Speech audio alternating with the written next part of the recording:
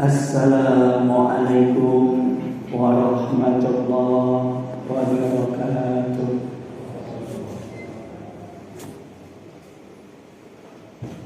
Alhamdulillahirabbil alamin. Alhamdulillah ala kulli halin wa bi ni'matin. Asyhadu an la ilaha illallah al-malikul haqqul mubin. Wa asyhadu anna Muhammadan abduhu wa rasuluh as-sadiqul wa'dil amin. Allahumma salli wa sallim wa barik ala Muhammadin wa ala alihi wa ashabihi ajma'in. Bapak Ibu jamaah salat subuh Masjid Kiai Haji Ahmad Dahlan yang berbahagia, rahimakumullah.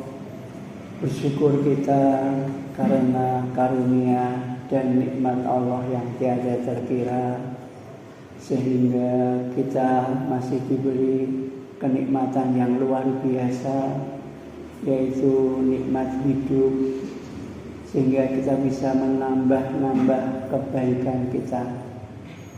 Semoga di hari ini seluruh rangkaian kehidupan kita, dari kita bangun tidur sampai nanti tidur kembali, semuanya dinilai sebagai pengabdian kita kepada Allah Subhanahu wa ta'ala. Allahumma amin. Bapak Ibu, bulan puasa biasa dikatakan sebagai bulan tarbiyah, bulan latihan, bulan pendidikan. Maka pada kesempatan kali ini saya mengajak, mari kita jadikan bulan puasa ini sebagai latihan untuk mendapatkan keikhlasan melalui kehilangan. Di bulan puasa ini kita dilatih sebenarnya untuk merasa banyak kehilangan. Kenapa kita harus berlatih kehilangan? Karena pada hakikatnya seluruh apa yang ada di dunia, termasuk apa yang ada di dalam diri kita, itu bukanlah milik kita. Lillahi ma fis sama wa ma fil ard. Kepunyaan Allah lah apa yang ada di langit dan apa yang ada di bumi. Maka kalau itu bukan punya kita, berarti kita harus siap-siap untuk kehilangan. Sebab kalau kita tidak siap untuk kehilangan, banyak sekali orang yang dalam hidupnya ini sering sekali kekecewaan itu melanda terus-menerus. Kita yang paling mudah itu kehilangan waktu misalkan. Kadang-kadang justru kehilangan yang sederhana kayak gini kalau tidak siap bisa stres. Saya punya teman sudah pensiun Pak, tapi setiap hari masih berangkat sekolah. Mungkin karena kebiasaan atau karena belum siap untuk pensiun. Tapi sampai teman-teman tuh kasihan kalau dia di sekolah. Dia diingatkan, kalau tidak diingatkan dia tidak pulang. Mungkin masih dalam pikirannya, dalam hatinya masih ingin sekolah atau gimana. Dan di saat bulan puasa ini kita sebenarnya dilatih untuk kehilangan setiap saat. Kalau biasanya jam 6:30 saya sudah ngopi Pak, ya. Tapi sekarang sudah mulai tidak bisa ngopi. Dilatih kehilangan kenikmatan yang sederhana. Saya 58 tahun, gigi saya tinggal 12 Pak. Sudah hilang berarti sekitar 22, karena kan jumlahnya sekitar 32 kalau komplit ya. Kelihatannya sederhana, tapi kalau tidak siap, banyak orang tidak siap kehilangan gigi, sehingga harus pakai macam-macam, biayanya mahal ya. Karena memang nikmat yang sederhana, hilang gigi aja, makan kacang kadang belok kiri, belok kanan sudah tidak bisa kan ya. Dimamah ke kiri, melayunya ke kanan gitu ya. Dan pada akhirnya semua ini pasti akan hilang dari diri kita, kembali kepada yang punya. Inna lillahi wa inna ilaihi raji'un. Maka kita harus belajar. Bahkan kita sering kehilangan kesempatan sekolah, kesempatan bekerja, kesempatan beribadah. Itu pun harus dilatih. Nah, dalam puasa ini kita memang dilatih untuk, bukan berarti kehilangan ini untuk selamanya. Bahkan kita dilatih kehilangan untuk mendapatkan sesuatu yang lebih besar nilai nikmatnya. Misalnya kita kehilangan nikmat makan di saat puasa, tapi nanti akan diganti nikmat itu ketika kita berbuka. Bahkan gambarannya, perbandingan dunia nikmatnya ini seandainya hilang semua, itu seperti orang yang berpuasa 14 jam berpuasa, nanti ketika berbuka paling 5 menit sudah kita merasa puas. Nah, nikmatnya Allah itu kalau kita diberikan, meskipun kita di dunia menderita, tapi kalau Allah sudah memberi nikmat, gambarnya seperti orang berpuasa. Begitu puasa itu berbuka, hilanglah semua rasa haus, rasa dahaga. Bahkan nikmat sekali ketika kita berbuka. Sebagaimana Rasulullah mengatakan, farhatani ala shaimin. Ada 2 kenikmatan bagi orang yang berpuasa. Yang pertama, nikmat ketika berbuka. Yang kedua, kita bisa kehilangan semua apa saja, tapi nikmat yang paling besar nanti di akhirat, kita akan bertemu dengan sang pemilik semua ini, yaitu Allah Subhanahu wa taala. Nah, dalam satu riwayat hadis ini disahihkan oleh semua ulama. Malaikat Jibril datang kepada Rasulullah kemudian memberi nasihat. Nasihat malaikat Jibril kepada Rasulullah dalam hadis itu seperti ini. Ya Muhammad, isma syi'ta fa innaka mayyitun. Hai Muhammad, hiduplah sesukamu. Kita dipersilakan hidup model apa saja silahkan. Tapi hidup toh bukan milik kita. Pasti hidup itu akan diambil oleh yang punya.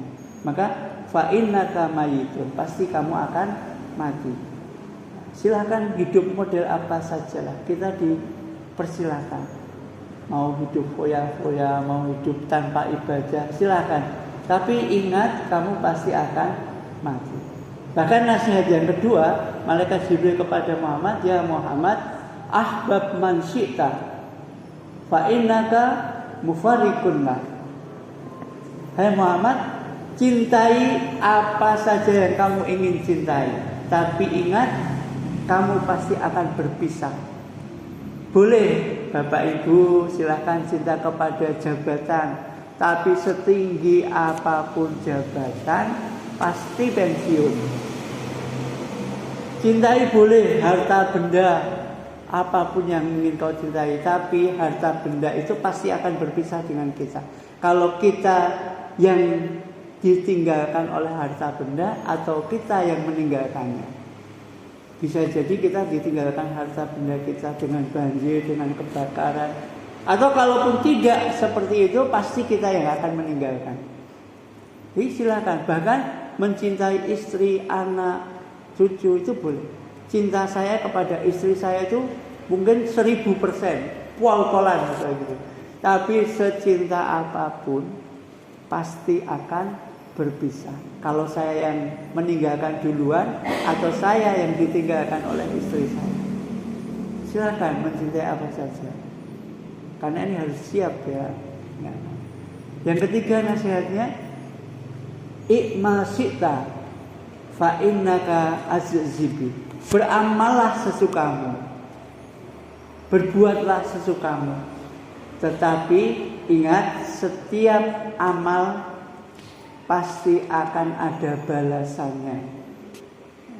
Silahkan Bapak Ibu mau beramal apa saja boleh. Buang sampah di pinggir road juga tidak apa-apa. Tapi ingat, setiap perbuatan pasti akan ada balasannya. Mungkin sepele membuang sampah di ring road, tapi setiap orang yang lewat akan menghujat Bapak Ibu. Sopo to sing buang sampah di sini? Kok orang ngerti aturan?